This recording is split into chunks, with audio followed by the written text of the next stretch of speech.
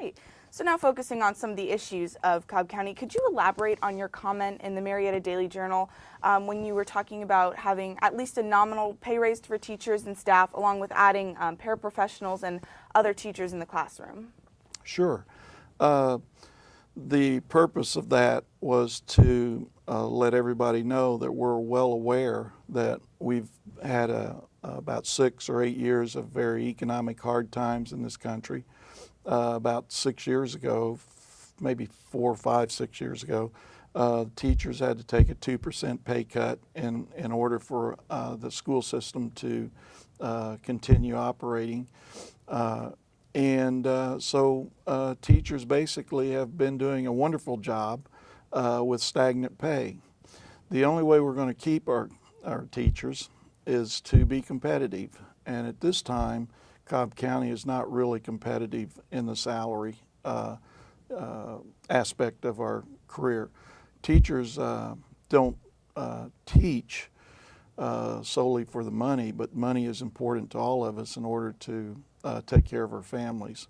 But it's not just the teachers also, it's the nurses, food service, bus drivers, custodians, and maintenance people. They've all been enduring in the last 4 to 6 years. All right. And so what kind of ways can Cobb continue to be competitive, not just with pay raise, but with counties that have reported smaller class sizes and things like that? Well, I look at school districts kind of like maybe families. There's a lot of commonality in different families, different school systems, if you will, but there's also a lot of unique things within each family, which makes it interesting.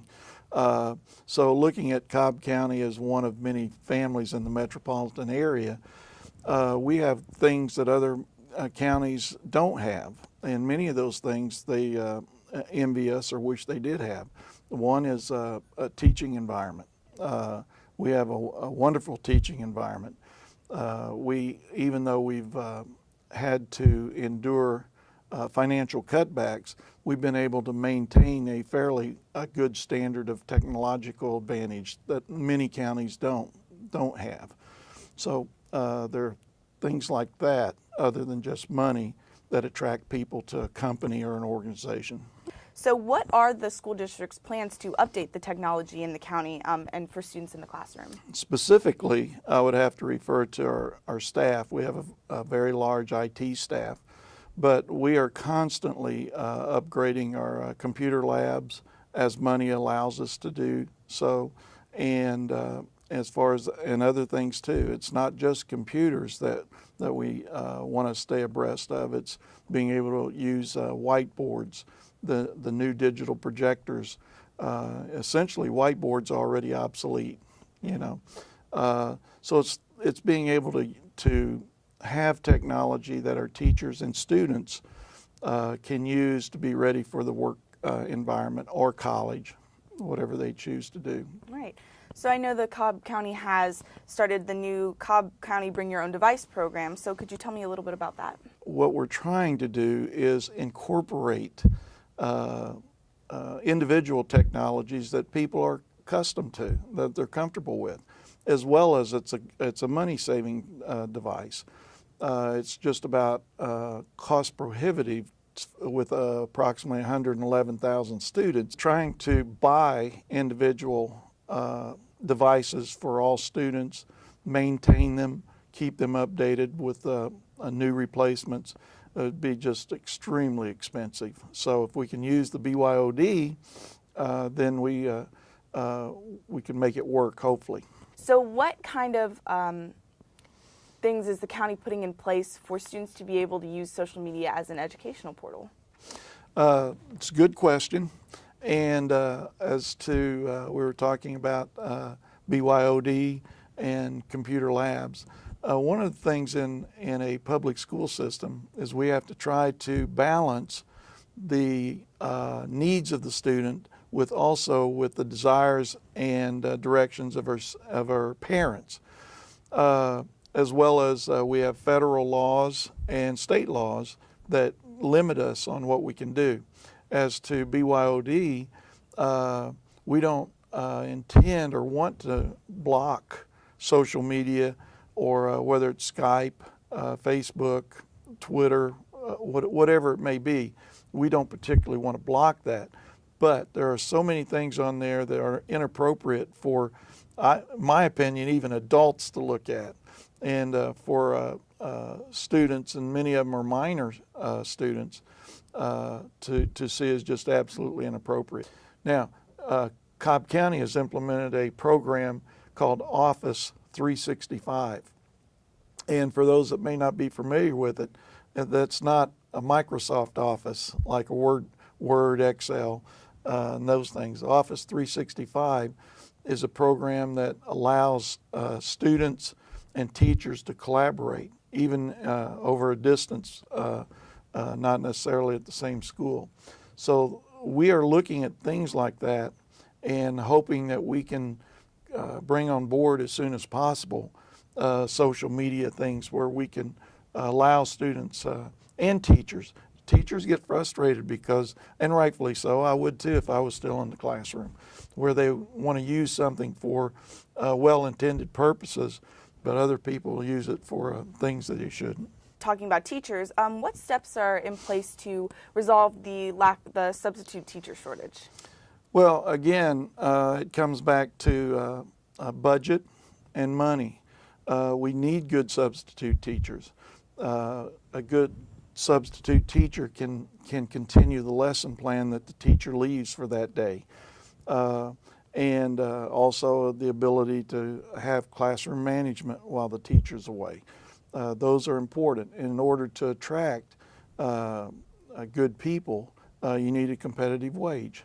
And again, not just for substitute teachers, but for nurses. For what they get paid, our nurses do an extremely good job. We have great people in our nursing corps. All right. So as a student in a Cobb County school, how am I going to be able to get involved in public discussion and have my voice heard on matters that are valuable and important to me? Well, there are many things one can do, or they can do all of them. The first basic thing that students should be doing is making sure they know through their studies how our government works at all levels, whether it's local, municipality, state, or federal. The other thing you can do is sit down and talk with your parents or your grandparents. Get ideas from them. But fundamentally, if you stay informed, contact your board member or your legislator, or whether it's state or federal. Come to the school board meetings.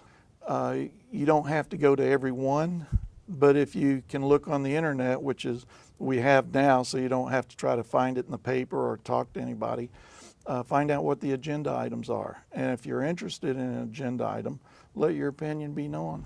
All right.